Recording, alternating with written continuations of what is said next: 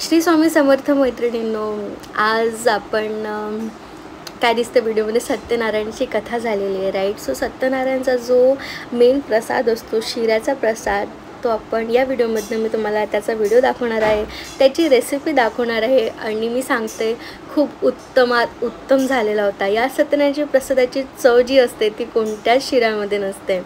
आणि माझे बाबा दरवर्षी गणपतीमध्ये आमच्याकडे वर्षातून एकदा सत्यनारायण होतं. बघा, तुम्हाला आता त्या शिऱ्याच्या प्रसाद दाखवते शिऱ्याचा. आणि अशा प्रकारे शिऱ्याचा प्रसाद झालेला होता.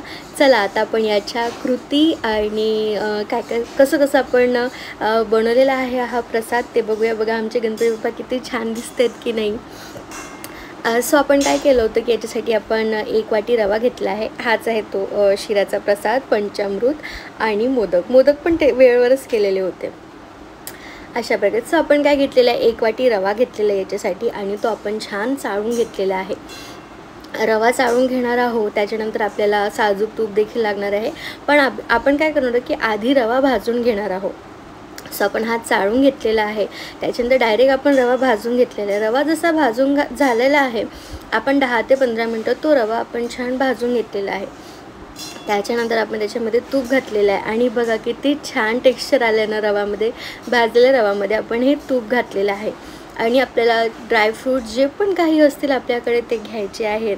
आणि ड्रायफ्रूट्स घ्यायचे आहे. त्यानंतर आपण केळी देखील वापरणार आहोत, कारण या प्रसादामध्ये केळ लागतो. आणि त्याचीच मोठी जास्त म्हणजे केळीचा जो फ्लेवर येतो ना, तो खूप छान येतो. बघा, अशा प्रकारे आपण तुपामध्ये पण छान रवा भाजून घेतलेला आहे.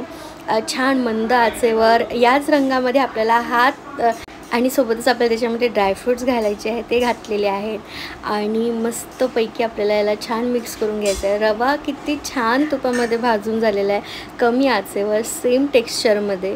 आणि त्याच्यानंतर आता बघा, याच्यामध्ये आपण एक केळ जे आहे ना ते छान कुस्करून घेऊया. असंच हातानेच आपण असं सुरीने देखील आपण असे छोटे छोटे काप करून घालू शकतो. आणि त्याच्यानंतर आपण याला पूर्णपणे मिक्स करून घेऊ अशा प्रकारे. आणि पूर्ण जे केळ आहे ना त्याचा पूर्ण एक फ्लेवर त्या शिऱ्यामध्ये येतो. आणि मी सांगते इतका अप्रतिम होतो. आपण शिरा करतोच नेहमी, पण जो या सत्यनारायणाच्या प्रसादाचा शिरा असतो नैवेद्य जो आपण दाखवतो त्याला. आणि कथा व्हायच्या आधीच आपण तो जेव्हा कथांचे जे म्हणतात ना की आपण जे बोलतो ते उच्चार, त्याच्यामध्ये मंत्रोच्चार वगैरे आणि कथा वगैरे त्या शिरासुद्धा ऐकतो. आणि त्याचा पूर्ण एक फ्लेवर खूप छान येतो. आता आपण त्याच्यामध्ये थोडं घातलेलं आहे दूध आणि छान त्याला उकळू देणार आहोत. आणि ते सांगते, मी लहानपणापासून अनुभव करते आहे. महालक्ष्म्यांचा पण सुद्धा प्रसाद जो असतो, जेव्हा आपण त्यांच्यासमोर ठेवतो आणि त्यानंतर जर आपण तो ग्रहण करतो, त्याची पण चव वेगळीच लागते. आंबील म्हणा, मोदकसुद्धा, साधा शिरा करण्यात आणि हा प्रसादाचा शिऱ्यात खूप फरक असतो. बघा, अशा प्रकारे. आणि आपल्याला छान हे मिक्स करून घ्यायचं आहे. बघा, शिऱ्याला छान टेक्स्चर आले. त्याच्यामध्ये आपण टाकलेली आहे थोडी चारोळी घातलेली आहे. आणि आपण याला देखील छान मिक्स करून घेऊया. बघा किती छान टेक्स्चर आलं आहे की नाही. आणि सत्यनारायण आमच्याकडे झालेलं आहे. आणि महालक्ष्म्यांचे व्हिडिओ पण टाकायचे होते, ते पण टाकलेले आहेत. आता हा शिऱ्याचा नैवेद्य टाकते आणि शिऱ्याचा नैवेद्याचा व्हिडिओ टाकते आहे. महालक्ष्म्यानंतरच आमच्याकडे दुसऱ्या दिवशी जेव्हा उठतं त्याच्यानंतरच सत्यनारायण झालेलं होतं.